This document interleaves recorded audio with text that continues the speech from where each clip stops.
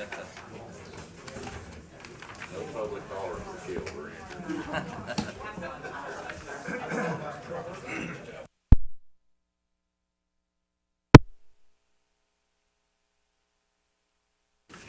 Testing. Yeah, it works.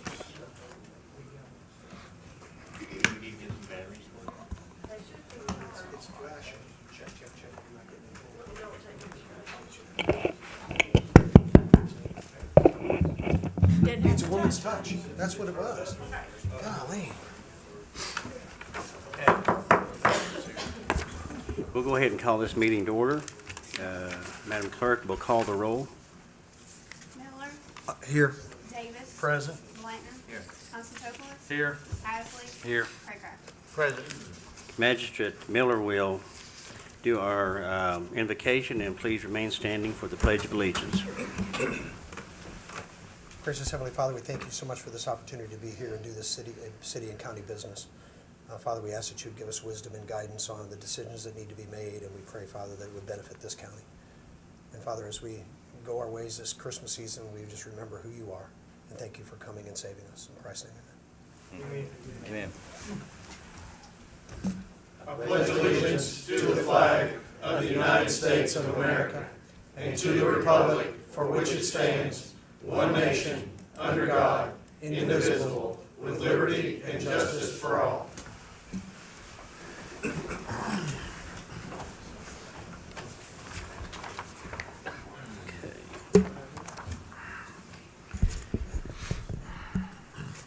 We will have the public comments next, and the first person is Christy Bush. Can we do public comment, a special call meeting? Perfect. Good evening. My name is Christy Bush. I'm on the Planning and Zoning Committee, and I'm also a member of the Comprehensive Plan Committee. Good. I thank you for the opportunity to speak to you tonight. I understand that this comprehensive plan is, I think, number 23 on your agenda. I just wanted to say that the committee worked very hard and extensive to allow input from the community. Many opportunities were given specifically for input to be recorded and discussed openly. Many hours from the committee were spent on the plan, and input from all were considered. Did the committee always agree on everything? Absolutely not. But we did try to come to a consensus for the greater good of the entire community. As you consider the proposal in front of you tonight, please remember it is a guide, a living, breathing document that should be looked at and followed, not to be placed on a shelf. This is for all of Clark County, Winchester. Opportunities and changes throughout the year may come about, and we may need to reassess it. This plan is not for individuals or small areas of the community. It is a consensus for the community moving forward as a whole. Thank you very much for your time tonight, and thank you for your service. Thank you Thank for your you. time. Mr. Will Mayor.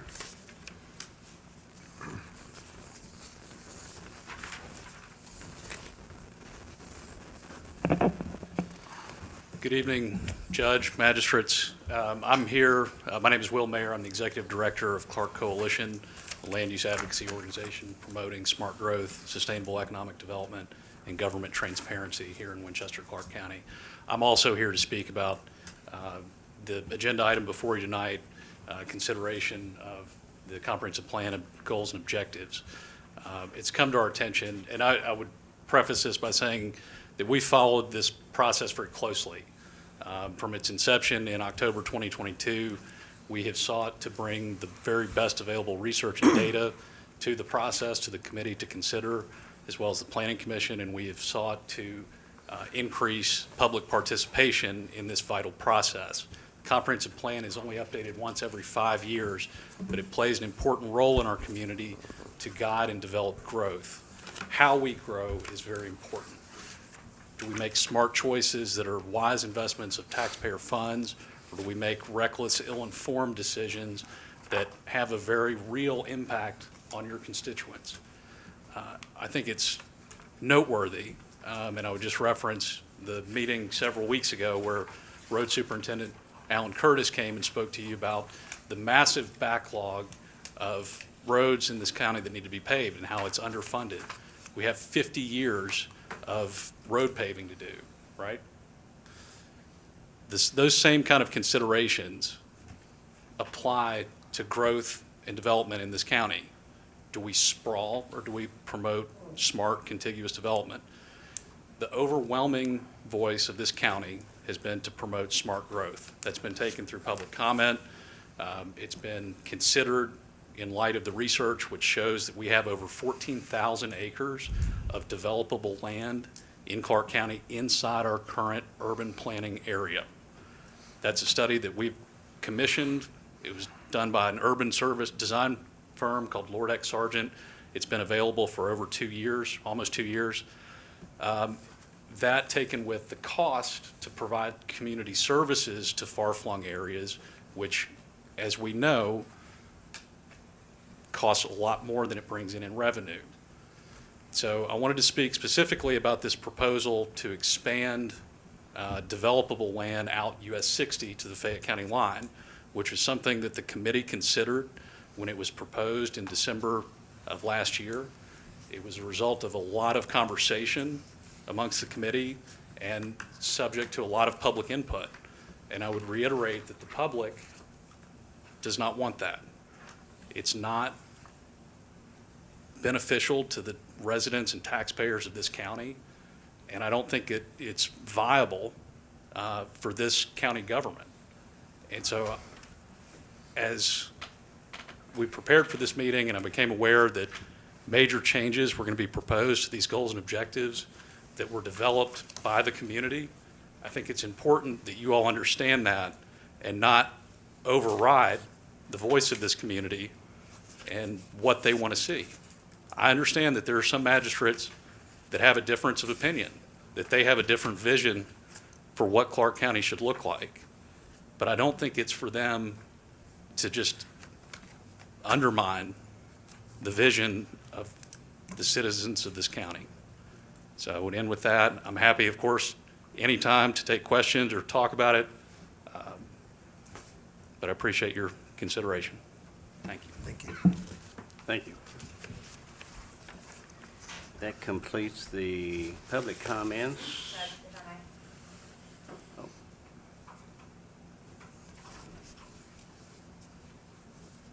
Hannah Toole, 117 Millwood. Say it into the mic. Hannah Toole, 117 Millwood. I'm here tonight just to let you gentlemen and lady know about a donation drive that we've been doing. I don't know if you've noticed the gift wrap box outside in the hallway. We're doing a drive for the animal shelter to collect towels, blankets, anything gently used to help keep them warm over the winter. But more so with the short notice, on Saturday, all day prior to the parade, their truck will be parked outside for large donations. So if I may approach everybody, all I ask, well, other than that you consider donating, is that maybe you take a picture of this or just make a little post on Facebook or something to help us generate some great donations. So super easy conversation here, just here to show some support. My goal is to do quarterly donation drives. And I would love collaboration with any of you. If any of you have any intentions of something that's important to you or near and dear to your heart, by all means, reach out to me. I would love to bridge the gap and find something new to do. So I'm gonna leave with you here if anybody wants any. Thank you. Thank you. Thank you, Hannah. That then completes the public comments. We'll move on to department head comments. We have Fire Chief Steve Asbury. Good evening, thank you. Just wanted to give the court a update real quick on we've been actively looking for either property or a building for a new station, new fire station. Just wanted to give you a quick update. We had found 2 properties that were already pre-existing, and we went and looked at one, myself and some of the fire committee magistrates. We went and looked at that building. It just didn't turn out to be a building that we would be willing to purchase and do renovations to. It would cost more. We felt it was not cost effective. The other building that I had talked to them about that I thought was in a close proximity to that one over on Shoppers Drive, they are not willing to sell the building at this time. So those are really two of the buildings that we looked at to try to move into. We're still looking for others. I don't believe that we're going to be able to find what our needs are. So next month, I would ask that the fiscal court be prepared to move forward with property acquisition, because we do have two parcels that we would like to look at. So we'll just put that in the back of your mind for December. Thank you. Thank you. There was no other department head comments. Next is item 7, to consider approval of the minutes for November the 8th and November the 21st.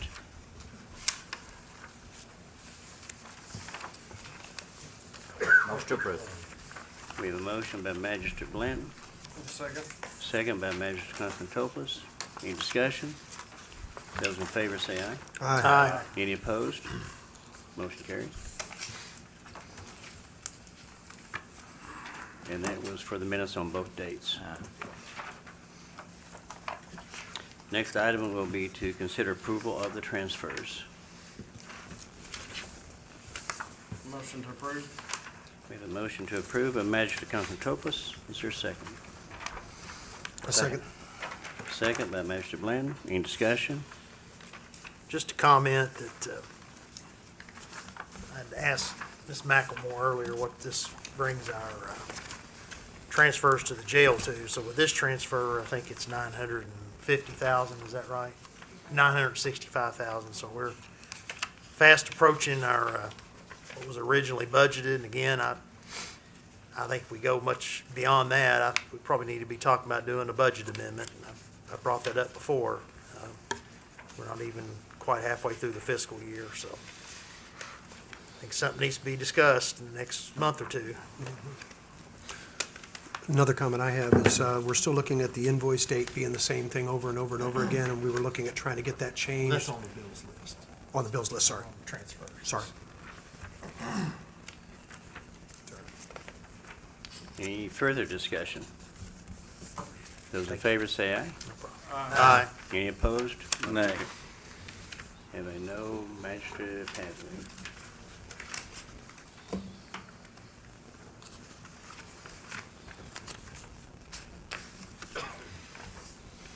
Next item is to consider approval of the bills list. So going back to my, Motion to approve. motion approved. I'll second that. Have a motion by Magistrate Constantopoulos, second by Magistrate Blanton. Any discussion? Back to that original comment that I was mentioning, did we get that taken care of with the financial officer of how we can make the invoices? What's our plan on that? What's the game plan? Because I mean, it's this, the system generates the date. That's what I wanted to know. Thank you so much. I spoke to the, I called the software lady because I dealt with her many a times. It automatically defaults to the day that you enter it, but you can go in and change the date if you so choose. So if the office doesn't know how to do it, we can contact her and she can train them on how to go in there and change the date to the date that it's received here at the courthouse. Yeah, I think that needs to be done, however we need to go about that. I would agree. My suggestion, Judge, on the fire committee,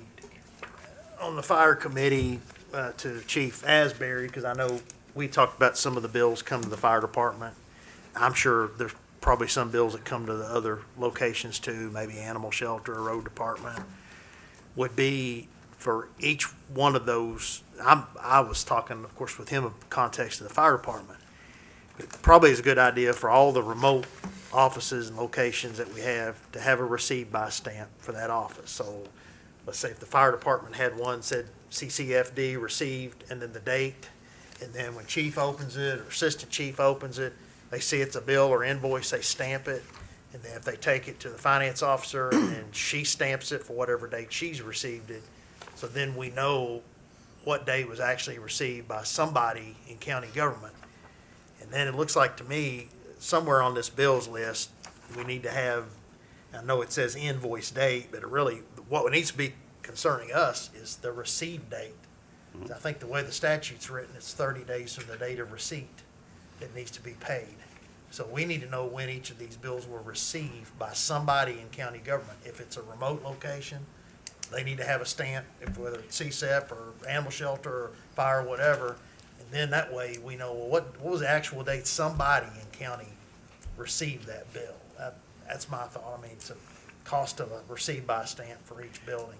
Well, I think since we've been discussing this issue of the bills and receipts and stamping, I think we've gotten a lot better. And not pointing the chief out, but, you know, hypothetically, you know, they receive a bill, they stamp it received, but, you know, we're all human. Maybe we forget. Maybe it gets to us 2 or 3 days later or something. I mean, that's kind of what we've been facing. But I think right now, from what I've been seeing, they're really making a good effort to get all the bills to us on timely manner. Yeah, well, and I understand that, and we need, and they're just saying that we need to see that too, and I appreciate you saying that, but Right. I But think having that, having the date on the bills list on when we received it would be, that indicates to us that everything's being paid on time. Okay. Because ultimately, that's what the statute requires. Okay. Any other comments? Number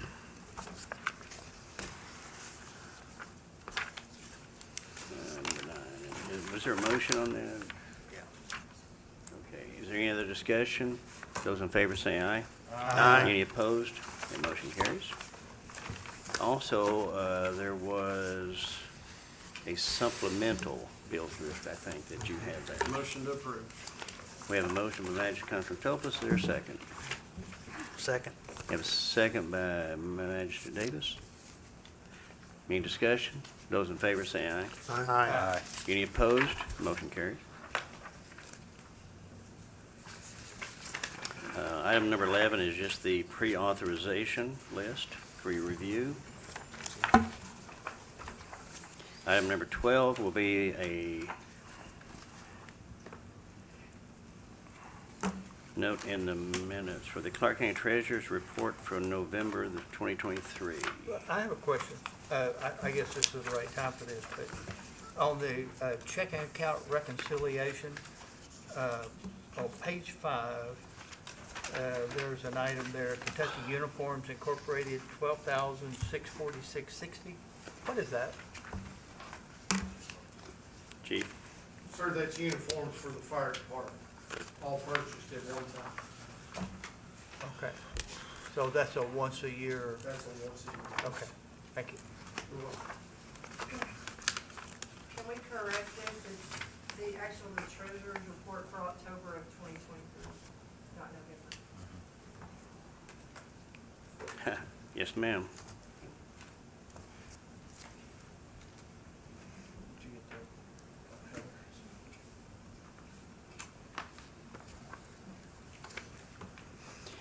Item number 13 then is the Monday morning memos from the Winchester Clark County Industrial Authority for the weeks of October the 30th, November the 6th, and November the 30th. Item number 14 is a note in the minutes, Jailer Doyle's monthly report for October 2023.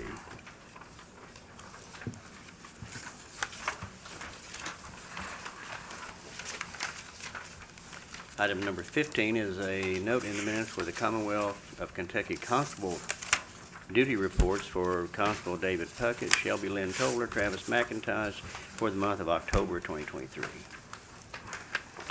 Item number 16 is a note in the minutes, the November and December employee anniversary salary increases.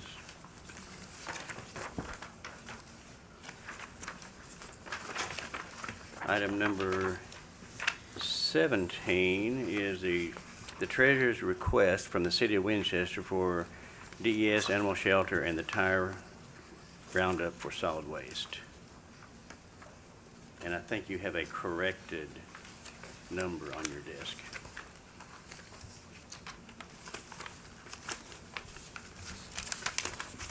$33,400. Yes, sir. Okay. Next item is number 18, which is a discussion for payment for the interlocal agreement for the floodplain coordinator and administrative hearing board. I think the big question is there is the amount of money that we owe. We need to have some direction on which line item we need to transfer the money from. because the present line item does not have enough funds in that. So the question I have is why hasn't this been paid since 2018? I have no idea. I would assume it may be the city, they were in transition with their finance officer, we were in transition, I'm assuming. We haven't been in transition. I mean, we had one transition of what? Robert, we came on and we were at sea in 2019. And then we had the short transition there, but then we had the same treasurer for the last 2.5 years. And then now subsequently the city treasurer. And then Imagine her surprise. With the letter being from her. So the invoice is for $123,000, so So which account are you proposing to take this out of?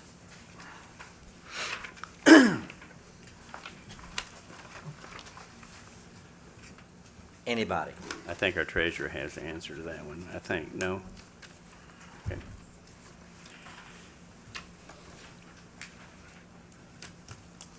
Well, which account are you propose to pay it from?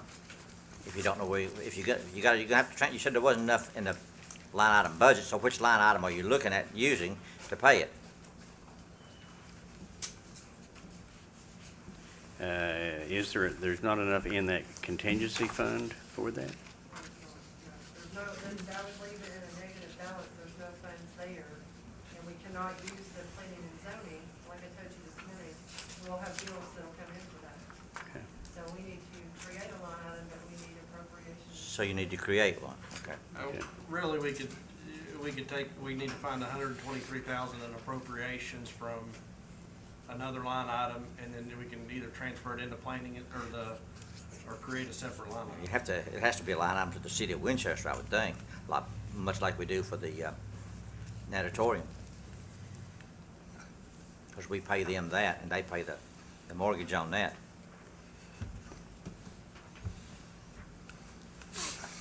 Because that 60,000 for P and Z is for the planning commission and the comp plan, where this agreement is with the city of Winchester. Two different entities entirely, and two completely set of books. I mean, I think it's our agreement that we need to pay this. I think we have it on next week's agenda, an actual line to transfer from to create the line item, and then that way we're all on the same page.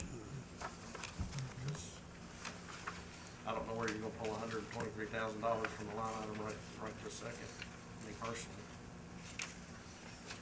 We shouldn't be doing it on the fly if we can help it. Yep. Yeah, we just had the discussion about the bills and the dates, and this is dated October the 5th, and we've had 6 meetings. This is the 6th, and we're just now seeing this. I think there was discussion back and forth, I think that it was going on with the city and our treasurer, because I guess Were you no, there having wasn't? conversations? I was not. The only conversation I had with the city was the letter to request the funds for the animal shelter and solid waste. Are you satisfied that these amounts are accurate and that we do in fact owe this? I can't find where, they said the last payment was May of 2008 according to the paperwork. And I went through the appropriations and I can't see where that was paid from. In the 18 budget.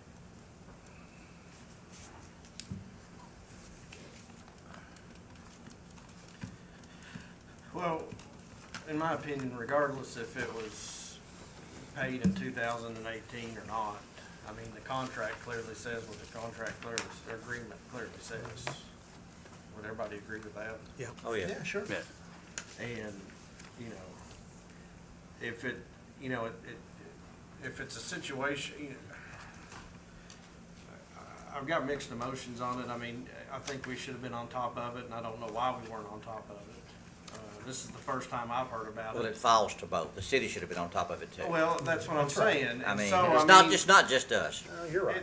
You agree, but I mean, 5 years 5 years of something not being paid and then all of a sudden hitting somebody with, if I did that to one of my clients, my client would leave me. I mean, you just can't operate business that way.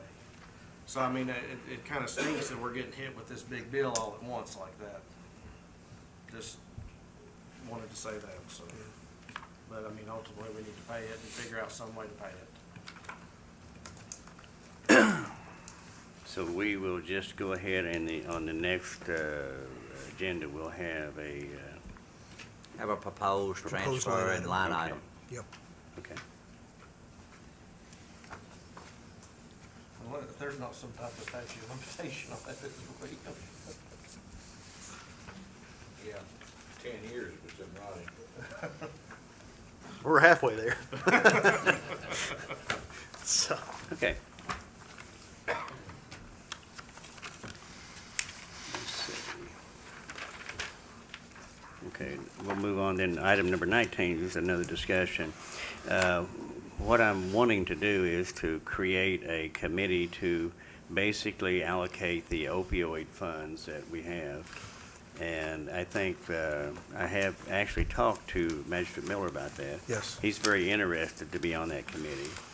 So what we're wanting to do is probably on the next agenda is go ahead and we'll create that committee. That's right. And then I guess we need to decide how many people we want on that committee. And then we'll come with a list of names who we recommend and take it from there. Judge, I will let you know, and I hope I didn't get the cart before the horse, but I have met with the health department and talked with Ms. Kasich there, and I had Juanita Everman from the Celebrate Recovery, Jennifer Gully there from the health department also. We had a very good discussion on all the different options and facets that, and they're very bright.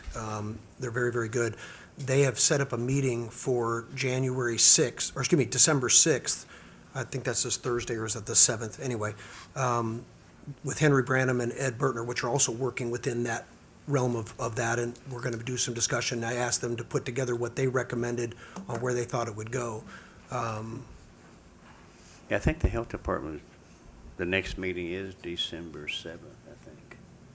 That's what I just want to let you know. If you want to put your committee onto that Okay. and have them there at that meeting, then a lot of that will already be brought up, and they can go and look at everything that they're proposing. Okay. Like I said, I just want to get everybody thinking about that for right now. Okay, so. okay. I just wanted to give you an update. I'm sorry if I got ahead of you. But to clarify, that's to a committee to make a recommendation to the body.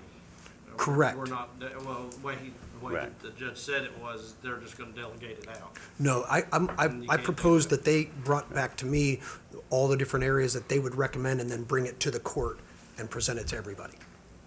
And not have a committee. What, we can have a committee, that's fine. I just didn't know how you were. But we have the ASAP committee, Right. which is what Henry Branham was working with, and Yep. some of the same people you Yeah. mentioned. So, may just want to utilize them.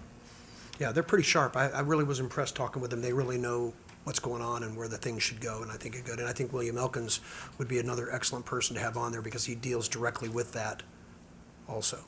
So, just a suggestion. Okay. Next item is item number 20, which is discussion of the Clark County Fiscal Court open enrollment and health insurance rates.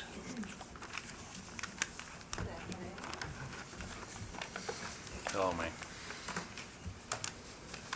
How are you? Good.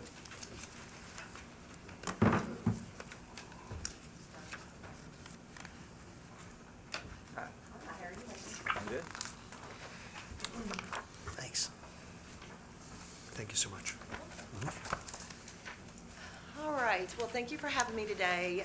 We had some discussion last time we were here about setting a budget for the purpose of building reserves. We took over broker of record, I think it was February of 2022. We were having an extremely, coming off of a bad claim year in 2021. And in 2022, and so far to date, we have been collecting the payroll deductions for employees, their portion of it, and then we have the fixed cost and the claims. So we had some discussion about that last time, and then we met with Judge Yates to try to come up with a way to set a reserve. And a good way to look at a reserve is if you were fully insured it would be your fully insured premiums. But it's really a savings account for the county, because what happens if you're fully insured at the end of the year, if you had a really good year, you don't get any of that money, or you don't get to hold on to it. Where when you're partially self-funded, that's one of the rewards, right? You have the fixed costs, which is your admin, your stop-loss protection, all of that, both individually and aggregate. And then you have the claims. And claims can be very consistent. They have been the past couple of years. But we're talking about insurance. So you're going to have that one bad year like we did a couple years ago. And if we don't set some money aside for it, it could be disastrous. It could be very hard, to get that out of the budget if it's not already in it. So if you just kind of skip to page 2, skip over to page 1. So you have to think about claims. We have expected, which is what, the underwriters and the actuaries for the third-party administrator and for the reinsurance company, HCC, they look at all your claims data. They pull medical notes on high-dollar claimants, potential high-dollar claimants, and said, this is what we expect the claims to be, but we're going to pad it by 25%. We're going to make sure that the worst-case scenario for the county is the expected claims plus 25%. So with that, if you look at this page in 2022, the expected claims, the stop-loss and admin was $1.2 million, and the actual cost was $970. So if you had budgeted just to the expected claims, not even the maximum claims, you would have had an excess fund of $266,000. So same thing for this year, 2023, we're performing really well. So again, the expected claims of stop-loss and admin was almost 1.3. The actual through October, which is annualized, is 900,000. So the potential reserves in 2023 so far, based on expected claims, would be 400,000. So theoretically, if you would have taken the lower, what we call fully insured equivalents, you would be sitting on, close to, what is that? I can't even do math. $665,000. So we just think it's very important to get that going, hopefully in 2024. And the next page is really a good illustration of what we do. UMR will give us what they think is their fully insured equivalents. Our underwriter, Drew Park, in our Louisville office, and an actuary that's a regional actuary will look over their work, will pull claims data independently and stuff and come up with what we think the premium should be, the fully insured equivalents. So the first one proposed at 100%. That is all the fixed costs for 2024 plus expected claims. So how that would work is just like it's a fully insured premium. You would collect the payroll deductions from the employees. You would bill the different departments, for their share of the employer contributions based on which plan design they take, either the PPO or the high deductible plan. And then there are the tiers: employee only, employee plus spouse, employee plus child or children, and then family. So you put this money into an account, and then when the admin comes up and the claims are paid, you pay it out of this account. But the cool thing about being self-funded is at the end of the year, if there's money left over, that is your money, okay? So since we don't have a reserve, we're showing it to you at 100%. Your COBRA rates is always going to be 102%. But then what if you do the same fixed costs plus, 15% over the expected claim cost? And then the last illustration is the fixed cost plus 25% over the expected cost. Because we do not have a reserve that I'm aware of on hand right now, we really recommend the 115. Best case scenario would be 125. And if you look down at the bottom, we really did have a good year, and we were able to negotiate an actual decrease in what your claim cost is, and as well in your admin as well. Your stop loss cost as well. So this would be the -8 is 8% under what the fixed cost plus the expected costs were last year. I know that's a lot of insurance talk, but does that make sense? So it just goes into that bucket at the end of the year. Some employers will then, delegate that money at the end of the year to someplace else or part of it. But, we really think that you should try to get at least, $350,000, $500,000 in a reserve for the rainy day. But that's our suggestion, our recommendation. But even if we just started with the proposed at 100%, and then just, month after month, everybody, you kick in like it's fully insured, unless we have a terrible year in 2024, you should still have some money in the bank, reserves. Make sense? Any questions? No? I hope so. So 1 out of 5 years, we've had 2 good years, so we can expect 1 out of 3 now? Usually, I mean, it's hard to predict. It's usually 1 out of 5. I mean, there's a lot of things, you never know when somebody's gonna be diagnosed with, liver transplant or something like that. But you have 2 layers of protection. So you have an individual, which is belly buttons. It's a member. It can be an employee, a spouse, or a child. And then you also have the aggregate. So this at 125%, this $1.3 million, this is worst case scenario based on this snapshot of membership. So if you had these same people in these same tiers, same plans, and you did this to the 125%, it feels and becomes kind of like a fully insured plan, because we protect you on an individual, and then all those claims that zig and zag from a penny up to your individual stop loss, you have an aggregate. So after 12 months, if you've gone over the maximum, the expected claims plus 25%, then you would get money back that way as well. So it's, I just feel like we really need this. I mean, our, USI does, not just me. 2 things. It's still 2023. It's 2023, not 24. Did you just point out my typo? And couldn't help it. And then are these percentages just an industry norm? I mean, it seems like there's, you go from 100 to 102, and then you go to 115, which is 13, and then you go to, where did you pull those percentages from? So the proposed, the 125% is worst case scenario. So you would not have any risk at all, based on this population in these plans. Yeah. But a lot of employers, especially if they've been doing partially self-funded for a while, they've got a reserve built up. So they don't go to the 125 or 115 anymore. They do it at the expected claims and the fixed cost. Well, I was just thinking of 110, kind of somewhere in the middle. Yeah, and we could do that. I mean, Okay. we just, we. These are just a possible. Yes. Okay. But these are actuarially sound. So it Okay. starts off with Okay. UMR giving us what they think Okay. it should be, and Okay. then we validate it. Okay. And they're usually pretty close. Okay. So yes, 115 would be a great place to start. Great question. Anybody else? Thank you for the time. So your clients, do they typically do it fiscal year to fiscal year? Would we start doing this accrual in the middle of our year, or would we That's set a great this up? question. Your plan year runs on calendar years, so it would be, in my opinion, it would be great to start at January 1.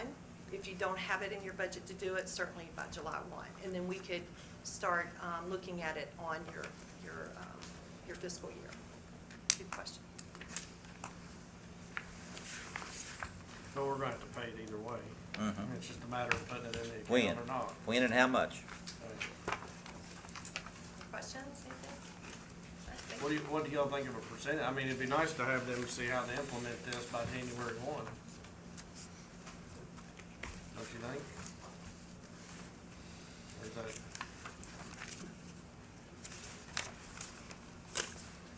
Things move slow, Daniel. And you're already kind of doing this for your dental and vision. You've Yeah. got the fully insured and the employee has a card, so it's the same thing. It's just at the end of the year, you're not going to get any money back if you have a good year. And then you're going to get a large increase the next year if you have a bad year. So with this, at the end of the year, if you do expected or 115% of the expected claims, if you've got $250,000 in the bank account, that's your money. And if, to say for the year that you do have a bad increase. Mary, I understand that I know we have another account already set up for that. Can you check with DLG or Miss Dillo or whoever about getting that account added to our financial report? So then that way we have You talking about the insurance money? yes, Oh, that yeah. insurance Yeah. account that it's It would sweeping be- well, into. yeah, but it we would be need- good to look at that, yeah. We need to never have it, see so that way we know what the balance is We at never all see it. time, and we never see it. We've never No, but it's there, but we just never see But it. if we just need to create a new fund or however, but we've already got the fund set up, we just need to See it. Incorporate it into the financial. financial Yeah, report. probably just something to include with the And that way program. the reconciliation and everything would be there, and that would be all our cash on there. So can we use that same account or not? Or do we have to set up another account? I'm not sure what's going into that account right now, but my recommendation would make it as clean as possible. You know, here's this account, just the insurance account, like our you and Mark comes out of it. And then any, payroll set up a separate that's account, been with them just will use go the with current that existing account. one we have. Sounds perfect. Sounds perfect. We have an insurance fund account that we set up a couple of years ago when we did all this. And it's not shown on our financial report, but she's gonna check with Dylan about getting that incorporated into the fund on our financial report so we can see that. We wouldn't need to set up a new account, we could use that existing account, couldn't we, Lisa? Would you want like one of our underwriters, the one that's housed in Newell Park, to come down and talk? No, it's an account that's not reconciled on the fund. It's in a bank account. Bank account, yes. It's not like it is a separate account, you just need to check with it. We just need a report, sounds like. Well, we just need it added to our financial report. Yeah, just need a financial report. Yeah, we can use the same account. Kind of like Robert, somewhere between the 102 and the 115% looks like the break-even point. That may be something that I'd probably want to look at. 110? 110. What do That's y'all great. think? Good start. We'll get you those numbers. Okay, I just kind of want to, are you done about the rates? I don't want to stop the discussion. I just want to quickly go over open enrollment that's starting next week, in case you get phone calls or anything about it. We do this every year, it's not unusual, but this year it's going to be a little different. The employees that are on our ADP payroll can now enroll through ADP if they choose to. They don't have to. This is going to be the first year, so it's going to be it's a learning curve there, but we're going to work with them, and if they choose to do that, then I'm hoping they will, because it's much cleaner for them, and they'll be able to see it on their app, and they'll know what their coverage is. They won't have to call, and we're also going to require that all the employees either waive, re-enroll, and if they're new, of course, they're going to enroll. We haven't done that for a while, and that will be very beneficial with the app to do just waive it and just re-enrolling, because they should already see what they already enrolled in through the app. So hopefully we'll get some of these kinks worked out this year. Next year it'll be much faster. But so far it seems to be very effective using that platform with their payroll. Of course, we don't have everybody on our payroll system, so those people, but we will still have our brokers here. They can come in and ask questions. Our American Fidelity person will be here. So, and by no ways will it, exclude them from that opportunity to have those discussions. But many times people just say, I'm just going to sign up for the same thing I had, and all they have to do is just re-enroll. So it'll cut down on some of it, okay? So if they have any questions, if they call you and want to know, just tell them to call the HR lady. She'll be glad to talk through any issues they may have. So we're going to see how this plays out, how it's going to roll out, okay? Thank you. Thank you, Janet. Any further discussion? Okay, we'll move on to item number 21, is a discussion by the Director of Finance monthly report for November 2023.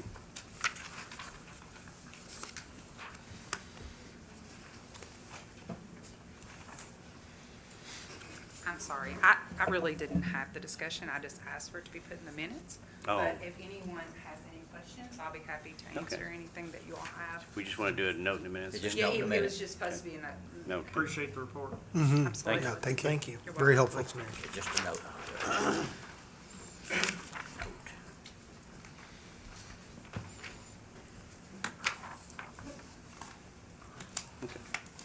Moving on to item number, item number 22 is to consider approving a resolution adopting a policy for engaging financial and legal advice between the Clark County Fiscal Court and Compass Municipal Advisors. I'll make a motion to approve contingent on the approval from the county attorney. I second that. So this would just be approval of the resolution. We still need a contract, right? So we have a motion to approve the resolution with concurrence from the county attorney. Is there a second? I second Can we approve it. the contract at the same time? Is that part of the, so we don't have to deal with it again, we just move forward? I actually suggested that it be done in this fashion, just so we don't hold it up. Okay, yeah. Just so we can get moving, I'm sure they can get us something As soon as you approve the contract, we're good to go. So we're Yeah. approving them both, okay? Yeah. Was there, Judge, I Exactly, I exactly. seconded it. I know, I seconded it. we can have a discussion now, or, so, does it, you seconded, right? Yes, so it's discussion. Was there any, I know something we discussed briefly a few meetings ago when this came up, was the possibility of essentially a clawback provision such that if we ever agreed to a disbursement of the ARPA funds that was reviewed by Compass, reviewed by Stites and Harbison, and it was at some point disallowed or was outside of the rules or whatever the case may be, and we had to essentially pay that back or cough that back up, would these two bodies, these two entities keep their fees, or would they also, would their fees be clawed back? Because that's coming out of our ARPA funds, and, you know, that's. Right, so if that were to happen and we approve something that is disallowed. Right. Then since our fees are payable through the ARPA fund, it would be included in the clawback. But I don't intend to do that. Well, Federal government. we gotta look on the dark side of things sometimes, you know, we never know. Yes, Magistrate. Can you get us a contract pretty quick so we can move forward? Yes. And actually, I thought the resolution authorizes the judge to sign the engagement letters. So if, with the adoption of the resolution and your approval of the contract, then he could sign. Judge and I communicated by email about it a week or two ago. I think the only thing left hanging was the actual agreement, promises in exchange for. I thought the resolutions were the proper order then, so I don't think we're far away. Just somebody email it to me so I can see it. I think we'll be good. I'll take care of it. Thank you. Any further discussion? Those in favor say aye. Aye. Any opposed? Motion carries.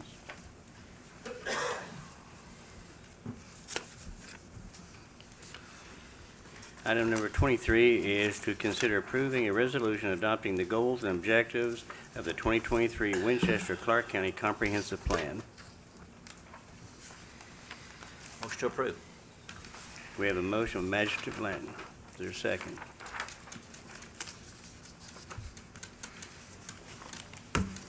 I'll second that for discussion. Any discussion?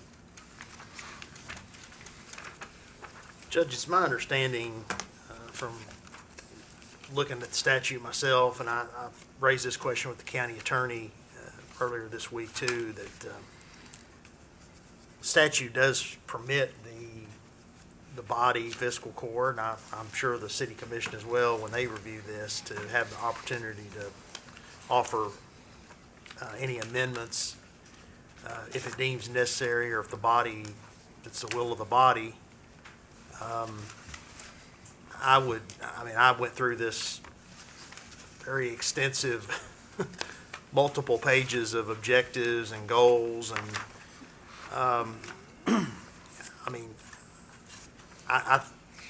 I certainly would want us to have the opportunity to offer any amendments, and then maybe some people want it just adopted without any changes, but this is not something I'm ready to just rubber stamp.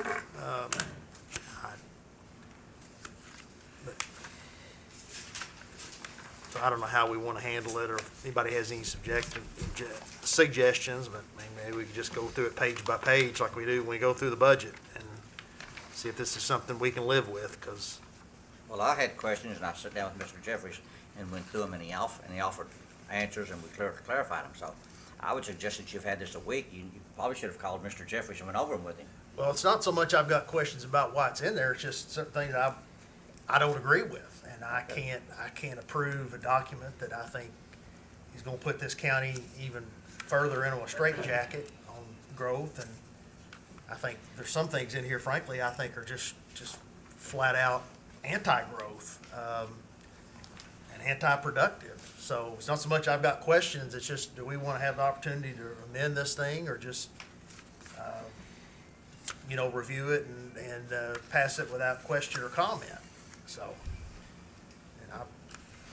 and I'd requested or got a copy of of what was done back in 2018, and a majority of the stuff is pretty simple, but there was additional verbiage that was added to certain things that, to make me feel that it is putting more of a restriction on potential development and growth in this community. And so with those additional words, it's added. Now, I know that there was alluded about adding US 60 into this and so forth. I have no intentions of adding that into this, so I don't know where that came from. I've been a strong proponent of it. I know that there was multiple people in the public that did make comments on it, and they did receive a list of the comments, and there was a big long list of comments about people that did want to see developments. But ultimately, there was never a vote that happened inside on any of these issues. It was just kind of a consensus from what I gather.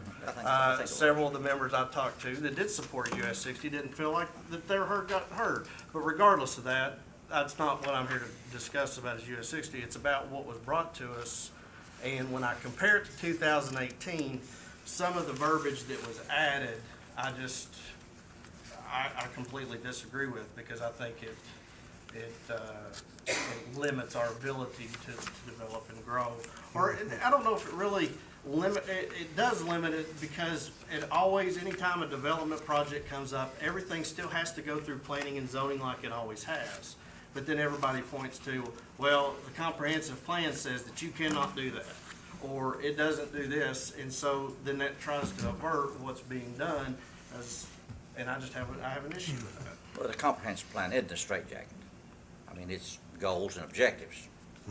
I concur with you on that, but you agree that it's brought up every time and how we need to follow it, and this is the way that it is. But again, it's not a straitjacket. But at any rate, I would suggest if you all have these issues, you need to bring them to Robert Jeffries or the chairman of the committees here, and take those to them and see if you can get resolution. And it was brought to the committee, and I'm just gonna be frank, and I'm not gonna throw any of the bus, but it was discussed in the meeting, and they said, well, there are people on the legislative body that think this. The response was, we don't care what the legislative body thinks. Okay. So there has been communications. I went to several of those meetings. Oh, I went to some of them too. I did as well.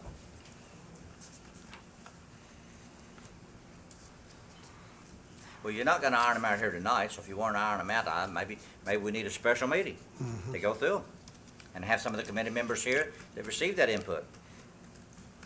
That's what I would suggest, because I'm looking at this stuff as a first-time magistrate, and some of this stuff is so vague that I would just like to have some clarifications on some of this. I know it's supposed to be a little bit vague, but I'm not going to put my stamp on it with some of the verbiage that's in there and without questions being answered.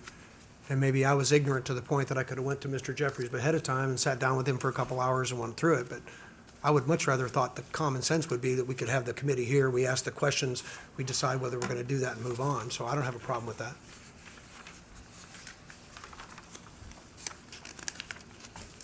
So if we vote on this and let's say we vote it down, well, I know what happens if we vote for it. So what would be the process if we don't approve it? Table it till you Yeah, get just a meeting table with the committee and the chair, Yeah. and staff, and go through their concerns, concern at a time. That's the only thing I know. Or does it go back to the Planning and Zoning Committee or the Comprehensive Plan Committee? I think Mr. Jeffries is here. He maybe could answer some of those questions if he's. Mr. Jeffries, can you come up to the microphone? Thank you, appreciate that. Thank you. I know you guys have put a lot of work into this. Sure have, yes. Yeah, you have. All right. So the question would be how to correctly handle it, like if it is tabled tonight, what would be the best? To amend these goals and objectives, I guess is the question. Right. So I was talking to Planning Commission attorney before the fiscal court meeting, and we spoke about how a responsible way to handle it would be if there are concerns that the fiscal court has, make those concerns known so the Planning Commission can hold a public hearing to review those concerns at a Planning Commission meeting. And if the Planning Commission feels that, based on that public hearing, that they feel like they need to reconvene the comp plan committee, then they can make that decision at the Planning Commission meeting. Sorry, I can talk, I promise. So that would be one responsible way of handling it. I'm sure there's other interpretations of the ordinance and other answers that you can receive, but that's one that the Planning Commission attorney and I have discussed, is that if there's concerns, we want to hear those concerns from you guys. We want to bring those concerns to the Planning Commission meeting so the Planning Commission can hear that and the public can have an opportunity to speak on those concerns, because like you've mentioned already, we have included the public in every step of the way with this comprehensive plan. And the comprehensive plan is a voice of the public. The public helps draft it. They're involved. They should be involved. And every word in that document came out of some input that we received at a public gathering or a public workshop. And so we did our best to do that. And so, So how many people would you think from the public, not a part of the committees, were actually involved in that? Because I mean, when I went to one of them, there wasn't a whole lot of public there. I know our How many would you say? most well-attended meetings were the workshops that we held at RDC. And we had enough space where we had to split up the groups. We had the library, two sides of the library, each had a group, and then we had one group in the auditorium. Now, the auditorium wasn't full, Sure. but it was impressive for a public hearing. Good. You know, it was well over 50, 60 people there. Okay, thank you. Just a quick question. Sorry, the public I noticed workshop that back on the first list of like 10 goals, Rob, the word, among these 10, we've enumerated 10 goals on the first page. All right. And in at least 1, 2, 3, 4 of these goals, we use the word equitable. And I know that's a word that's thrown around a lot, and that usually it's in the context of diversity, equity, and inclusion. Are we looking at this page Yeah, here? that's right. Like number Right. 7 is an 10 example. goals. So, So we you have know, I don't know equitable- I don't know, ensure residents have equitable access to high-quality public spaces and services. I mean, that, who does not have access to public space in Clark County in 2023? I mean, we have equal protection under the law, we have anti-discrimination laws, fortunately. I don't know what is even the basis for everything being equitable. Before almost half these goals, we're talking about equitable access, and, you know, what's the derivation of all that? I think that, I know from the last 3-4 years, I've seen a lot of distrust or a lot of concerns when it comes to, am I being heard? Do I trust my neighbors? Do I trust the government? And I feel like a lot of it is a result on some of the hardships that our community and the rest of the nation and the world have experienced through COVID, that, you know, people have this distrust when it comes to their neighbors, or when it comes to the government, whether it be local or national. So I feel like that's something we hear a lot. And within these public workshops, it may be a concern that the public has had, that are they being treated fairly? Do they have equal opportunities to everything that is available here in our community? I don't know, I don't realize in the comprehensive planning statute, it's a widely encompassing statute. In fact, I think, frankly, I think the legislature needs to look at it because I think it's overly broad. I mean, these things become like a laundry list, you know, and so it ends up, they mean nothing because we've thrown so much in them. You know, we've thrown everything from sidewalks to equitable access to public spaces to whatever the case may be, you know, just somebody says, we need that in there too. And so then, as I think Ms. Bush aptly noted, you know, we don't review these things, or I think she made some reference to reviewing these things more routinely than we do, and they get published, we spend all this money, then we throw it away for 5 years. In 5 years, we gotta go back and do a new one. And so the only real focus is where's the growth and development gonna happen? What's the map look like? Right.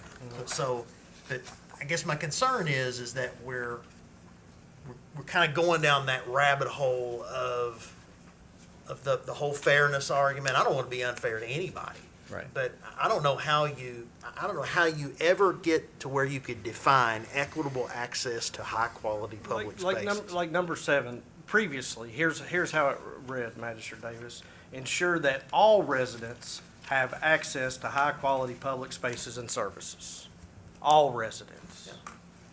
That's pretty cut and dry. Right. I think equitable becomes confusing or, because. Well, you're chasing something you're Yeah. never really gonna get, and you can't ever obtain it. Because equitable and equity means so many things to so many people. It should be available to all people, regardless of gender, race, sexuality, height, weight, religion, anything. You know, that, like you said, all people. But when you go down that rabbit hole of what's equitable, what's equity, that to me is, it really doesn't, in my opinion, it shouldn't really have a place in, because we're defining something we're never gonna catch. Well, and just looking at some of the objectives for number 7, I know through our public input, we attended different scheduled workshops or different already scheduled meetings or conferences that were being held. There was one that was held with the health department. They had their series of I forget what they called them, but they had a series of different meetings that they held at the I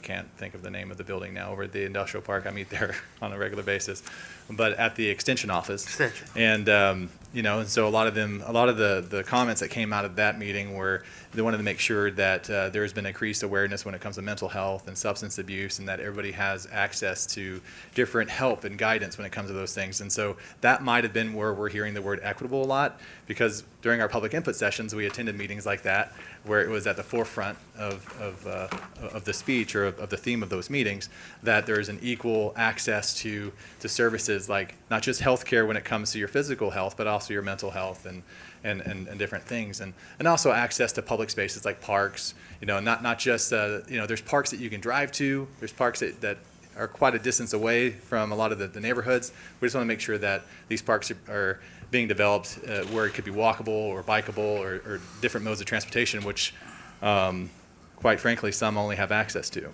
So, but I understand, you know, if there's a word that we're hearing a lot and it seems broad or vague, you know, that or if you think that Goal 7 was better written in 2018, I can bring that to the Planning Commission saying, hey, the Fiscal Court feels like Goal 7 was maybe better written in the 2018 draft, and or if you want to take any words out or write it in any certain way. That's why I feel it's a fair opportunity to bring these concerns to the Planning Commission so that we can address it at a public hearing. But and the hesitation, we're on a very strict timeline because we have 90 days from the date that we received it to make a decision on it. Correct. And if we don't make a decision, then it automatically becomes rule. Well, you have 90 days from when you receive it to take action, and so that doesn't mean final Which action. is today. We're taking it today. The way I interpret it, Right. I'm not an attorney. I can ask the attorney if what his thoughts are on that, but I don't know if he's willing to or prepared to give an answer on that. But that's one concern that I do have. Yeah, so the statute, the legislative bodies and fiscal court shall take action upon the proposed statement of goals and objectives within 90 days of the date upon which the legislative body or fiscal court receives the Planning Commission's final action upon such proposal. So, again, I'm not an attorney. I don't want to pretend to be one. I think you guys need to look to your attorney for the best interpretation of that. But having been doing planning for well over 10 years, I would say that final action doesn't have to. The only time it says final action is when it says upon which the legislative body and fiscal court receives the commission's final action upon such proposal. It just says that you and the city commission have to take action upon the proposal within 9 days of receiving it. So that can be interpreted in different ways. Any kind of action. Yeah. So action could be tabling it. Action could be reviewing it for another 3-4 months. Hopefully not a year. You know. But as long as you take action within that time period. So you're the expert here, so you tell us, we've got questions. How's the best way to get those questions answered before the Planning Commission and the committee? Would that be to come visit you, have the comments submitted in writing to you, to submit to the Planning Commission? Tell us how you would handle that. I would like to see any of the comments or concerns submitted in writing so I can bring that document to the Planning Commission so they can discuss it. But ultimately, I think we need to have a discussion here to see if we agreed to any of these potential changes. I mean, why go through all that process if a minority disagree with all the changes? And it wouldn't end at the plan. So if the fiscal court were to draft a document with all the concerns that you have with the current text, and that was brought to the planning commission, it wouldn't end after the planning commission would review it. The planning commission would review it and again forward their recommendation back to the fiscal court, and you guys can decide to move forward with it or not at that point. Mr. Jeffers, I got more of a different question. I don't necessarily want to agree or disagree with certain things. I just want more clarification. And for me to write down all these different things that I've got written on here that I'd like clarification on, I don't have the time to write all that stuff That's what out. Rob and I did when I So sit down with is it Rob. possible that I could sit down with you personally and Sure go through can. some of these and just kind of maybe get, like, when you wrote something, I said, give me an example of that. And then you can maybe say, well, this is what we're thinking. Oh, okay, that makes sense. And I could check that one off. Yes, sir, I'd be more than happy to do that. That'd be great. That'd Yeah. be great. Thank you. No problem. But you have to be very careful. You have to be, we understand when they explain it to us, they say, well, this is what their intentions are.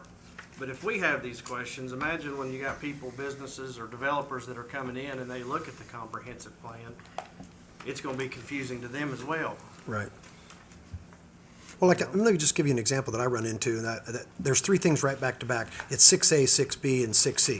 The first one says, to pursue low-income housing tax credits for low and moderate income housing.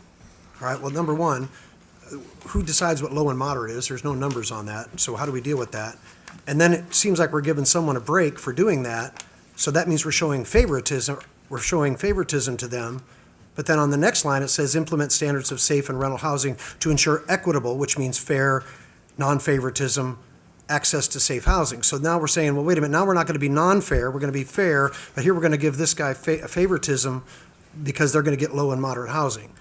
And then it goes to the next one, it sounds like what I would write it as is increase the number of income-based living options in the community. Well, that's cut and dry, instead of it being vague like the other three. And that's just kind of what I'm talking about.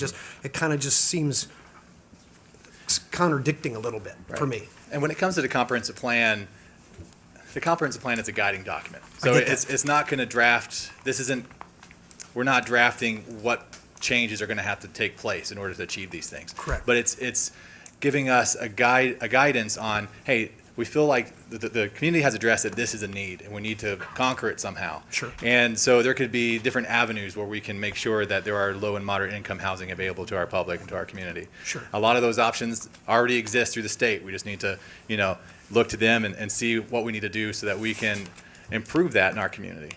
And so there's not going to be one answer for 6A. There might be several answers for 6A. No, I got it. Yeah, that's what I'm saying. And that's where, talking with you now, that clarifies that, and I appreciate that. No problem. For instance, another thing that I see here, identify appropriate areas for new single-family development. That's what it used to say. Now it says identify appropriate areas for new single development with focus on urban planning development boundaries. Yes. To me, that's restricting it even more. I mean, I think we should be looking inside the planning development, but I think we ought to be looking outside of that. I mean, I don't think it ought to be constricted to just one thing, because ultimately development is based on where a developer can buy property. I mean, I understand that there may be a lot of property inside the urban boundary that could be developed, but number one, it has to be able to be bought and purchased by a developer. They have to deem it to be profitable, those types of things. So that, to me, is starting the restriction to it. So urban planning boundaries, actually, the state of Kentucky is one of the first states to initiate an urban planning boundary. So one could say we are progressive in that regard, and I'm sure the state of Kentucky isn't called progressive too often, but in this case, we are, and we are on the forefront of the urban planning boundary. And one of the main goals for that is to protect agriculture property, is to protect that dense development from leading into the agriculture property. And so we've established that because all the dense development should be taking place within the urban service boundary. A lot of the agriculture property that exists within the urban service boundary should be one of the first ag properties to be looked at when it comes to rezoning to residential or commercial uses. We don't want to see those rezonings take place outside the urban service boundary because we want that agriculture property to be protected outside the urban service boundary. So that's one of the reasons why that's been identified in 6G, is so that, we have an established boundary and we want to be able to make sure that property that is located in that boundary is looked at for development first before it's looked outside of it. Because if we're doing that, one could argue that we're being irresponsible when it comes to urban growth, if we develop the properties outside the urban service boundary before we develop the property within. But you would agree a majority of our developments that we've had now have been outside of the urban service development. So there has been property, Or it's platted already approved zone-wise? the major subdivision plats that have been approved recently outside the city limits have taken place within the urban service boundary. And that's what this is The talking ones that have about, been approved, but their property already zoned outside the urban. not single family. There's no large properties zoned outside the urban service boundary for single family Did use. they expand the service boundary out there by the golf course and all that? So That was expanded out through there?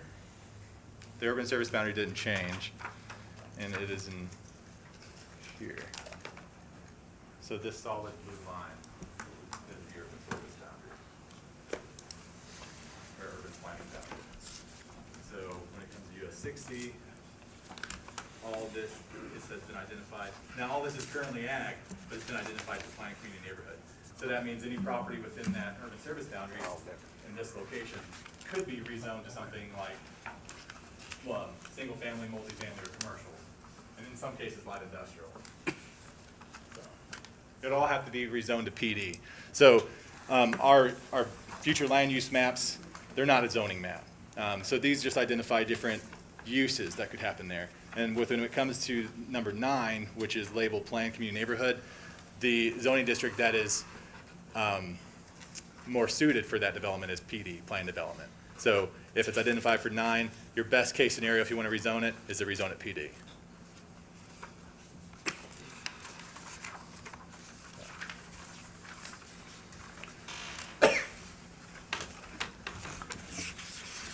Judge, I would make a motion that we table this so that these questions can be resolved by conversations with the Planning Commission and the Comprehensive Plan Committee, and that they are brought back to us after those concerns have been addressed.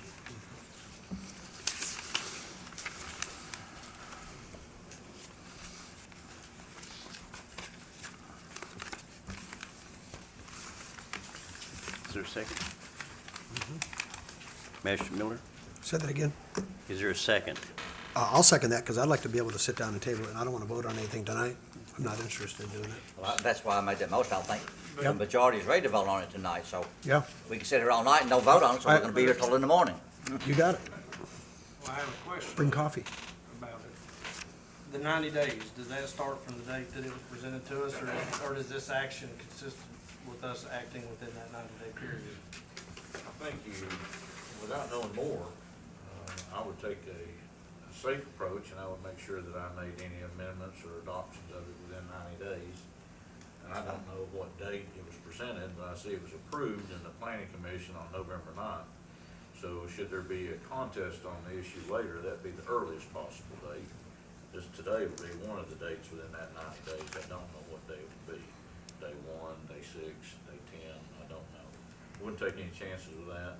It would seem that you could easily accomplish what you have talked about here tonight over a meeting or two, just so that I don't get asked privately and give 2 or 3 different answers, maybe depending on how I'm feeling on that particular day. I want to give you a couple of ideas while we're sitting here. You know, you could say, for instance, somebody could make a move and accept it, motion to accept it as is, vote on it. Somebody could make a move or a second to re-adopt the 2018 goals and objectives and vote on it. You could make a move and second to renew or adopt the 2018 goals and objectives with these additions or changes. The same thing with the ones that are proposed now. Move and second to adopt the goals and objectives of the Planning Commission as presented with these additions or deletions. I think if you do something other than that, it gets too complicated for you to handle it, in my personal opinion. So from a legal perspective, I think those are 4 templates that make your work much easier. Which don't listen to me, I'm just So- make suggestions for a living. So would this be a special called meeting with no public input, or is it? So long as y'all get your questions answered, I went and had my discussion with Rob already, so I'm in good shape. I mean, I think it's, Well, I think the real question is not so much getting questions answered. Again, it's going to be whether or not we want to agree to amend, add, or delete anything to the goals and objectives. I mean, mean, that's really what it's gonna turn down to. Do we do that in a special call meeting? Do we send it back to P and Z and then it bounces back to us? That's what I think we need to resolve. Well, I think we need to let the judge and Mr. Jeffries determine that course. Because we're not gonna decide it here tonight, that's obvious. I agree. And as far as updating the plan, you can update it every year if you want to. You're not bound by statute to do it every 5 years. You can do it every 6 months if Well, you but want. that's how it works out, though. I mean, this thing But gets you're only done. required to do it every 5 years. You can do it as Right. often as you Yeah, want to. But I understand that. Okay. How it works out is it gets done every 5 years, and sometimes it seems to take a little longer than that. This is, I know, a long process, and as a side note, I know Chairman Disney was here, and he's given long hours of service, and we've got other members that are here, have been here tonight too. Ms. Bush, who left earlier, and we appreciate all of them. I appreciate all of them, the time they put into it, but No, I appreciate all the hard work and the time that went into it. Just some questions on verbiage that was added since 2018 that gives me personally, I'm one vote on this board, heartburn. Well, however you all are comfortable getting your resolve, I would encourage you to do that, and we can move forward. So I call for the question, Judge, on the tabling the action. Okay, so the motion before you is to table item number 23. We had a motion by Magistrate Blanton, a second by Magistrate Miller. Any discussion?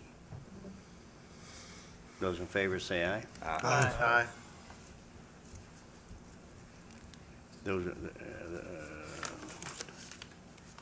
Those again opposed to it? Nay. So,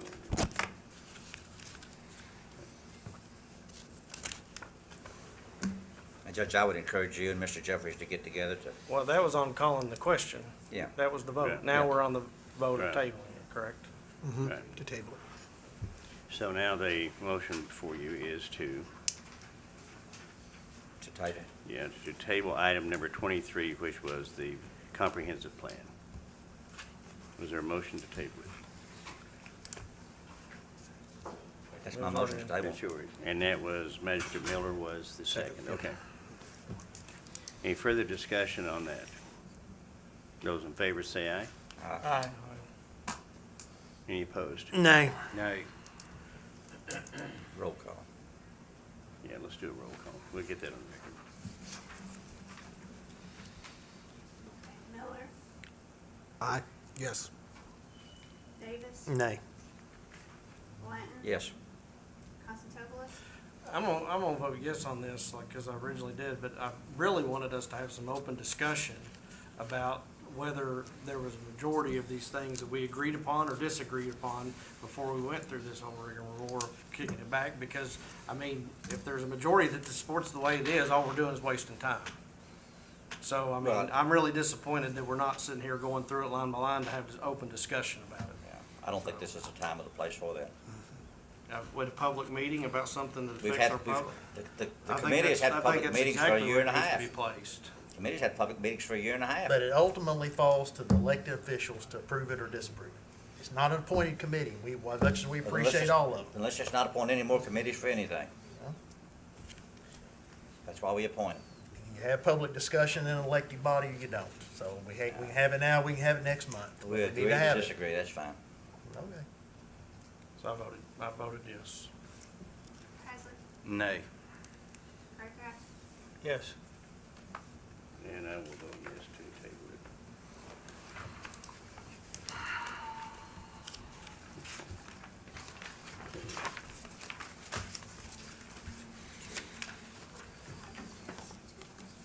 Five to two, so that motion carries.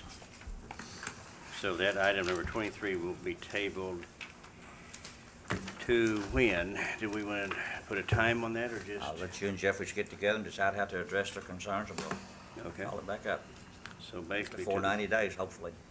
Okay, so we're going to table it basically to the call of the chair. They'll call it the I chair. mean, no, anybody can bring it. When it's Yeah. tabled, anybody can bring it off the table. But, I mean, we need to definitively act on this before 90 days. I'll be calling you the next day. or And so. my suggestion, Judge, I know we had this in, of course, in hard copy, is looking ahead toward that time. If, Rob, if you can email each of us out this in Word, Microsoft Word format, so if anybody wants to redline it, highlight it, you know, within the document, and bring that with them, or send it to the judge, or send it to you, however this is going to be transacted. I think that would be, if we get everybody get it. Some may not want to do that, but I know, you know, I redlined a lot of stuff. That's a good idea. Would you I like would me to prefer also that. forward the PDF that I forwarded to Daniel K? I'm sorry. Daniel Cake. Daniel K. The previous, Yeah, so. yeah, I think that's fine, I yeah. have if a it's- copy of it so you can see it. Yeah. It's, what we called our kind of executive summary of the last comprehensive plan. Yeah, that'd be fine. And so that's an abridged version, more or less, going over the goals and objectives. So I can send that out to everybody so they can know what it was previously. That'd be And fine. then a Word doc of the proposed One, changes. one other thing that would be helpful, if you could get us a copy of that map of that urban planning boundary, that'd be great. Because that was just one of my questions, is what is that and where's it at, so that'll work out. Okay, moving on to item 24. Was to consider approving the county development and subdivision regulations on a text amendment. Motion to approve. Second. We have a motion and a second. Is there any discussion? Those in favor say aye. Aye. Any opposed? Motion carries. Item number 25 is to consider the Clark County Sheriff's budget for 2024. Motion to approve. Second. We have a motion and a second. Any discussion? Those in favor say aye. Aye. Ernest. Any opposed? Motion carries. Item number 26 is consider the order setting the salaries for the Clark County Sheriff's deputies and assistants for 2024. Motion to approve. Second.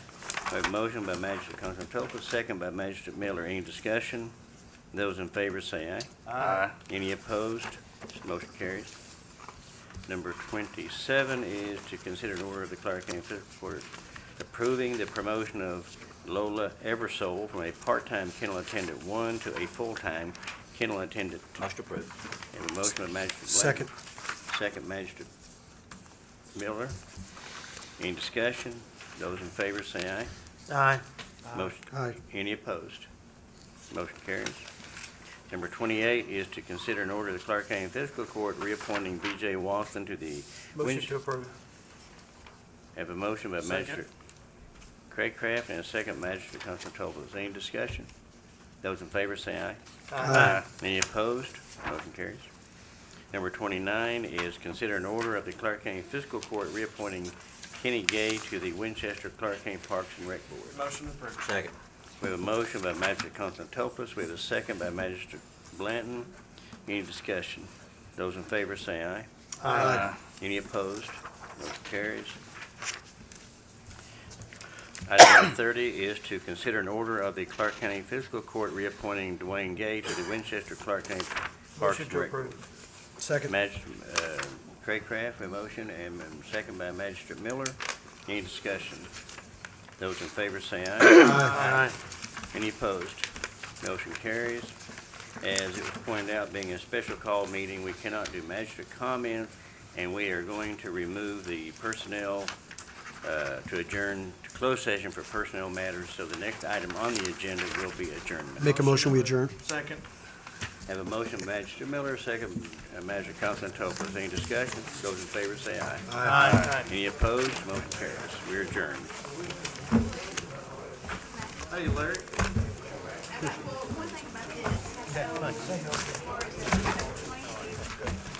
What do you feel like some of the best? There's stuff in here that I can't.